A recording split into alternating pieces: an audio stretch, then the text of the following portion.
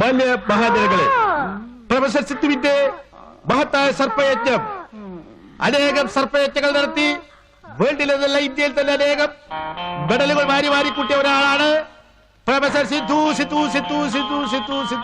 പ്രിയപ്പെട്ടവരെ, മാന്യ മഹാജനങ്ങളെ, ഇതാ ഒരു പച്ച മനുഷ്യൻ ഒരു ചില്ലുകൂട്ടിൽ ഘോര സർപ്പങ്ങളുമായി കഴിഞ്ഞുകൂടുകയാണ്. ഹൃദയമുള്ളവർ കടന്നു വരൂ, കടന്നു വന്ന് ഞങ്ങളെ സഹായിക്കൂ.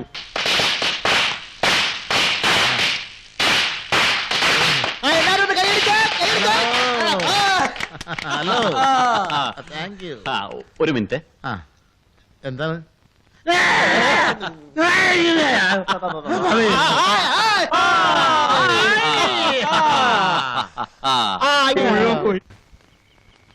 മൈക്ക് വാടക 75 രൂപ, പാമ്പിൻ കൂട് 125 രൂപ പറഞ്ഞു, 100 രൂപ കൊടുത്തു.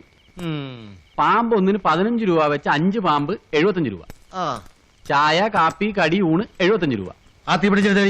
പോലീസുകാർക്ക് 10 രൂപ. റെക്കോർഡ് ഡാൻസ് 100 രൂപ. ആ ഉണക്കയിലേക്ക് 100 കൂവേ. റെക്കോർഡ് ഡാൻസ് കൂടുതലാടി ഞാനാ. റെക്കോർഡ് ഡാൻസുകാർക്കൊക്കെ ഇപ്പൊ എന്താ വാടക എന്നറിയോ? വായിച്ചേ. പടക്കം 15 രൂപ, പഴയ കോട്ട് മെഡൽ വാടക 15 രൂപ, ബസ് കൂലി 18 രൂപ 60 പൈസ, ആകെ ചെലവ് 508 രൂപ 60 പൈസ, വരവ് 356 രൂപ, കമ്പനി നഷ്ടം 152 രൂപ 60 പൈസ. പടക്കം 15 കുളുവ. ഒരു 100 വട്ടം പറഞ്ഞതാ വേണ്ടെന്ന്. സമ്മതിക്കൂല. അപ്പൊ അവനത് പൊട്ടിച്ചേ അടങ്ങൂ. ഇപ്പൊ എല്ലാം പൊട്ടിയില്ലേ? അത് എത്രയുണ്ടാ? 30 രൂപ 60 പൈസ. ഇനി 220 രൂപയും കൂടി ഉണ്ടെങ്കിൽ ചായക്കടക്കാരൻ രാമനായരുടെ കടയിൽ നിന്ന് കടം വാങ്ങിയ 250 രൂപ മടക്കി കൊടുക്കാം. എടാ, നീ അതിന് ഒരു 25 രൂപ എടുത്ത് അവൾക്ക് കൊടുത്തേ, ആശയ്ക്ക് കൊടുത്തേ. ഒരു 100 അല്ല ഒരു 10 രൂപ എടുത്ത് ഈ പാമ്പിനും കൊടു. അപ്പൊ രാമനായർക്ക് എന്ത് കൊടുക്കും? രാമനായർക്ക് നമുക്ക് എല്ലാവർക്കും കൂടി ഉഴുന്ന് ആട്ടി കൊടുക്കാം, എന്നിട്ട് പരത്ത. വേണ്ട ഏട്ടാ, നഷ്ടക്കച്ചവടല്ലേ? നീ വാങ്ങിച്ചോടി, നീ വാങ്ങിച്ചോ. ആ കൊടു, കൊടുറാ, വാങ്ങിച്ചോടാ. കൊണ്ടുപോയി ഞണ്ണിക്കാ തിന്ന്. എങ്ങനെയുണ്ടായിരുന്നില്ല സർപ്പ കച്ചവടം? ഒരുപാട് വരവുണ്ടായിരുന്നോണ്ട് കാശ് മുഴുവൻ എണ്ണി തീർന്നിട്ടില്ല. കാലത്തൊരു 8 മണിക്ക് ബോധിപ്പിച്ചാ മതിയോ?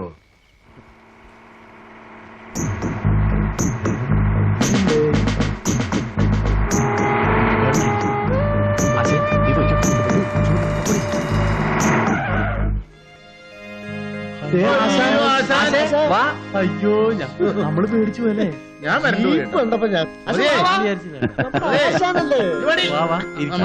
എന്താണ് എല്ലാരും കൂടെ പുറത്തിറങ്ങി നിൽക്കുന്നത്? ഓരോ കാര്യങ്ങളൊക്കെ ചേച്ചുമായിട്ട് ആശാന്റെ കാര്യം പറഞ്ഞോളൂ. ആ SI കൂരിക്കാട് നിങ്ങൾ വല്ലതും ചെയ്തു? ഏയ്, ഒന്നും ചെയ്തില്ല. കള്ളം പറയുന്നു. അയാൾ എന്നോട് പറഞ്ഞല്ലോ. ആശാനെ, അയാൾ അന്ന് ഇവിടെ വന്ന് ആശാനുമായിട്ട് ഉടക്കി പോയില്ലേ? അതിന്റെ വൈരാഗ്യം ഉണ്ടായിരുന്നു അയാൾക്ക്. ആ സാരമില്ല, അത് പോട്ടെ. ഇതൊന്നാ പൊതിഞ്ഞു വെച്ചിരിക്കുന്നത്. അയാളൊന്നുമില്ല, മാർ. ആ, പുതിയ ജോലിയൊക്കെ എങ്ങനെയുണ്ട്? ആ, ഒരുപാട് നിങ്ങൾ പറയാനുണ്ട്. ആദ്യം നിങ്ങളുടെ വിശേഷങ്ങൾ കേൾക്കട്ടെ. സുമതി, പോയിട്ട് 2 ഗ്ലാസും കുറച്ച് വെള്ളം എടുത്തുണ്ട്. മുടി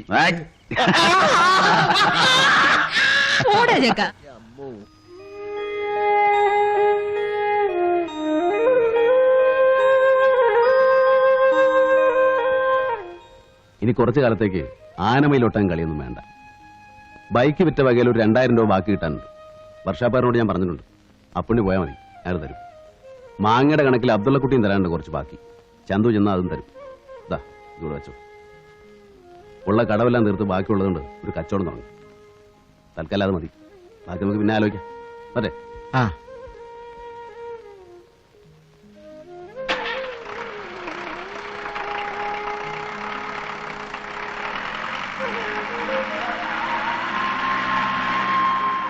എന്താണ് കമലമ്മേ?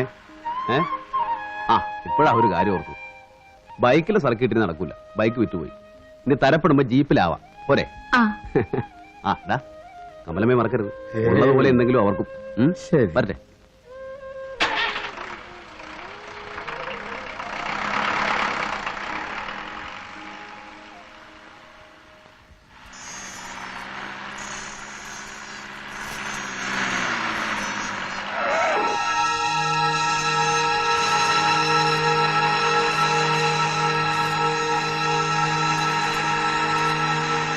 സ്വർണ്ണകിൽറ്റുള്ള ഈ വള ഗൗരിക്ക് നന്നായി ചേരും. ശരിന്ന്, ഈ വള കുട്ടിക്ക് നന്നായിട്ട് ചേരൂട്ടാ. എന്നാ ഇത് മതി.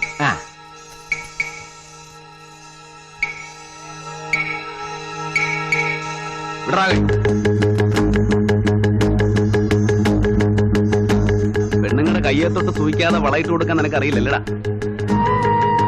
നീ എന്തിനാടി നിനക്ക് നിന്ന് കൊടുത്തത്? 4 വള സ്വന്തമായിട്ടാണ് നിനക്കറിയില്ലേ? വടി. ഗൗരി ഗൗരി ആയി അപ്പൊ വാൻവേ ട്രാഫിക്കിന് ഞാനൊന്ന് തൊട്ടുന്ന കാര്യം തനിക്കെന്തോട്ട നഷ്ടം? തൊട്ടാല കൈ മാങ്ങ പൊളുന്ന പോലെ ഞാൻ പൊളിക്കളയും വെള്ള സുഹൃത്തെ.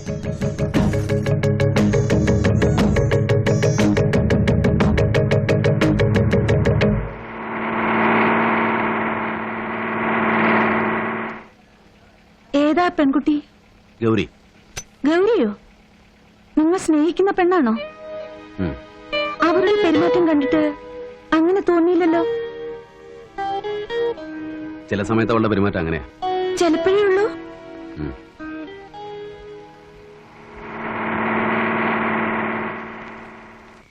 അവളെവിടെ? കണ്ടില്ലല്ലോ. അവളിപ്പോ വരും സർ. ബായി എവിടെ പോയി? പഞ്ചായത്ത് ഇറക്കുന്ന പാർട്ടിയാ. പുറത്തൊരു ഹോട്ടലിൽ വെച്ചാ. 1 മാസത്തേക്കായിരുന്നു ലൈസൻസ്. അത് 1 മാസത്തേക്കൂടെ എക്സ്റ്റെൻഡ് ചെയ്യാൻ വേണ്ടിട്ട്. അപ്പൊ ബിസിനസ് ഇവിടെ പച്ച പിടിച്ചെന്ന് അർത്ഥം. തരക്കടില്ല സർ. അവൾ അവിടെ എന്തെടുക്കുവാടോ? ഡ്രസ് ചേഞ്ച് ചെയ്യായിരിക്കും. നേക്കഡ് ഡാൻസ് ചെയ്യാൻ എന്തിനാണോ ഡ്രസ് ചേഞ്ച്? അത് ശരിയാ. ശരിയാ, അതിന്റെ ആവശ്യം എന്താ? ഡോക്ടർ സാറേ, ചുമ്മാ തിന്നുകൊണ്ടിരിക്കാതെ അല്പം ഒഴിച്ച് കഴിക്കാം. കഴിക്കുന്ന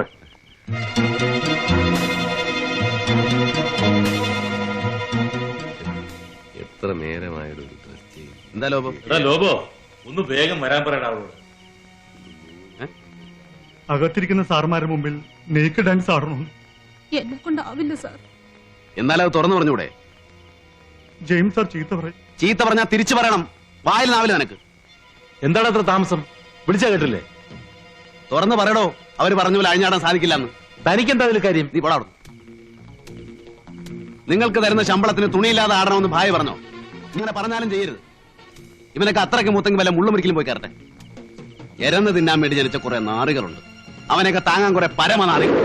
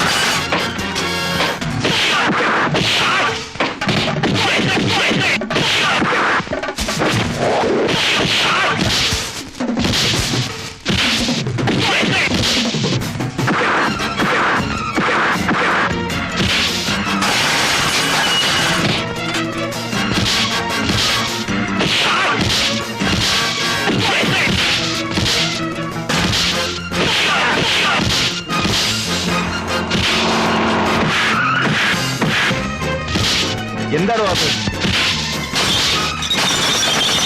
കൊന്നുകളെ ഞാൻ. വേണ്ട നീ വരാൻ.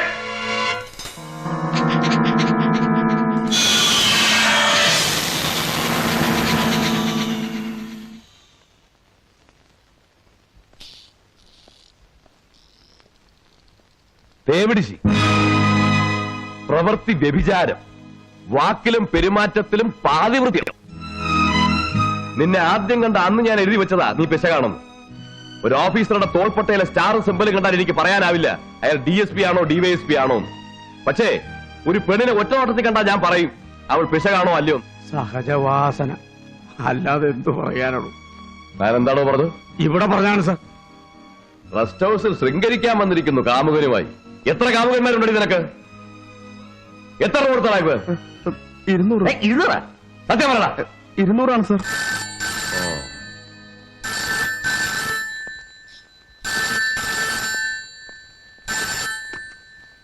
ഹലോ, അതെ സർ.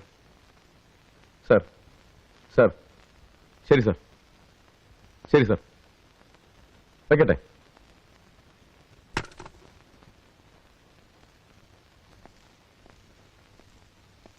നിന്റെ അമ്മാവൻ കേശുനായരുടെ വീട്ടിൽ നിന്നാ ഫോണ്. അവിടെ എന്റെ ഏമാൻ DYSP ഇരിപ്പുണ്ട്.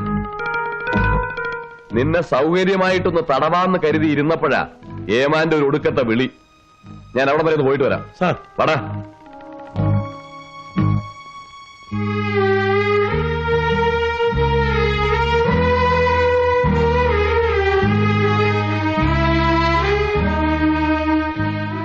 നിന്നെ സഹായിക്കാൻ SP-യോ IG-യോ കുടുംബക്കാരോ ആരുമില്ലേ?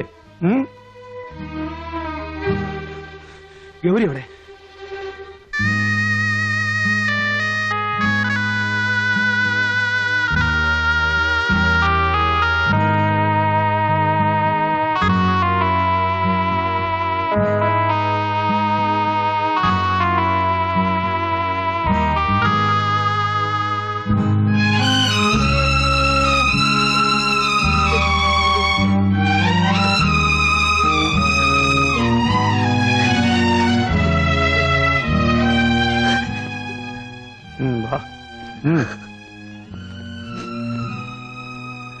സംഗതിയൊക്കെ വാസ്തവ. കയ്യും കളവോടെ പിടിച്ചത് ഇവിടുത്തെ റെസ്റ്റ് ഹൗസിൽ വെച്ച്. ആദ്യമൊക്കെ രക്ഷപ്പെടാൻ വേണ്ടി കാമുകനും കാമുകയാന്നാ പറഞ്ഞു. ഒന്ന് വരട്ടിയപ്പോ ചെക്കൻ കൈ കഴി. ഞാൻ അത്യാവശ്യമായി നിന്നെ വിളിപ്പിച്ച് എന്തിനാന്ന് വെച്ചാൽ വലിയ കഴുകൻ പുറത്തു പോയിരിക്കുക. വേറെ ചില കഴുകന്മാർ ഇവിടെ ചുറ്റിപ്പറ്റി നടപ്പുണ്ട്. ഇന്നോ നാളെയോ മറ്റന്നാളോ ഒന്നും ഈ പെണ്ണ് കോടതി കാണില്ല. 2 or 3 പ്രാവശ്യം തിരിച്ചും മറിച്ചും വായിച്ചാലൊന്നും ജാമ്യാപേക്ഷയിലെ വാക്കിന്റെ അർത്ഥം മാറില്ല സാറേ.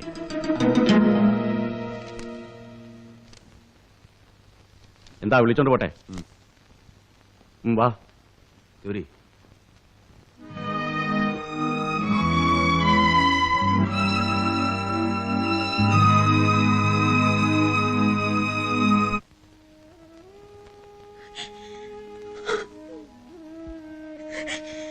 കുറെ നേരമായി കരച്ചിൽ തുടങ്ങിയിട്ട്.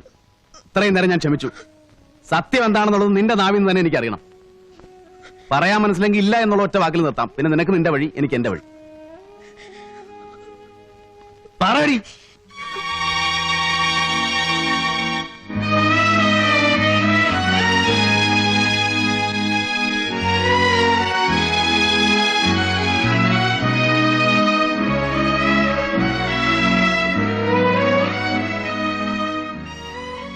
കേട്ടത് മുഴുവൻ സത്യമാണ്. അച്ഛന്റെ മരണത്തെ തുടർന്ന് വേറെ ആൺതുണയില്ലാത്ത കുടുംബത്തെ ചുമക്കേണ്ട ബാധ്യത എന്റേതായി. 10ാം ക്ലാസ് പാസ്സായി എനിക്ക് ആര് ജോലി തരാൻ? 2-3 വർഷത്തെ കാത്തിരിപ്പിന് ശേഷം എന്റെ കൂട്ടുകാരി വഴി ഒരു ഫിനാൻസ് കമ്പനിയിൽ എനിക്ക് ജോലി കിട്ടി. സെക്യൂരിറ്റി ഡെപ്പോസിറ്റ് കൊടുക്കാതെ അവിടെ ആർക്കും ജോലി ലഭിക്കില്ല. പക്ഷെ എന്റെ കാര്യത്തിലെന്തോ ഒരു വിട്ടുവീഴ്ച ചെയ്തു. പിന്നീട് അതിന്റെ വിലയായി എനിക്ക് എന്നെ തന്നെ നൽകേണ്ടി വന്നു. അതിന്റെ മുതലാളി എന്നെ നശിപ്പിച്ചു. ആ സാഹചര്യത്തിൽ എനിക്കത് സഹിക്കേണ്ടി വന്നു. വീട്ടിലെ ദാരിദ്ര്യം, ഇല്ലായ്മയുടെ നീണ്ട പട്ടിക, പറമ്പിലെ തുച്ഛമായ വരുമാനം കൊണ്ട് എന്ത് ചെയ്യും? എത്ര നാൾ മറ്റുള്ളവരെ ആശ്രയിക്കും? 1 വർഷം കഴിഞ്ഞു നിരനിരയായി പൊട്ടിയ ഫൈനാൻസ് കമ്പനിയുടെ കൂട്ടത്തിൽ എന്റെ കമ്പനിയും പൊട്ടി. ഒരു ജോലിക്കുള്ള അന്വേഷണം വീണ്ടും തുടർന്നു. എങ്ങും കിട്ടിയില്ല. എന്റെ ശരീരത്തിന് വിലയുണ്ടെന്ന് നേരത്തെ മനസ്സിലാക്കിയ ഞാൻ അത് വീണ്ടും വിറ്റു. ഇന്നുവരെ അമ്മ പറഞ്ഞത് നേരാണ്. ഭരതേട്ടാന്ന് ഞാൻ തികച്ചും വിളിച്ചിട്ടില്ല. ഒരു കാലത്ത് ഭരതേട്ടൻ എന്നെ സ്നേഹിക്കാൻ ഞാൻ കൊതിച്ചിട്ടുണ്ട്.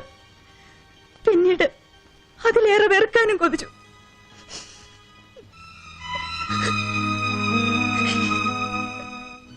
അതിനുവേണ്ടി ഭരതേട്ടനോട് വളരെ മോശമായി ഞാൻ പെരുമാറിയിട്ടുണ്ട്. രാത്രി ഒറ്റയ്ക്കിരിക്കുമ്പോ അതോർത്ത് ഞാൻ പൊട്ടിക്കരഞ്ഞിട്ടുണ്ട്.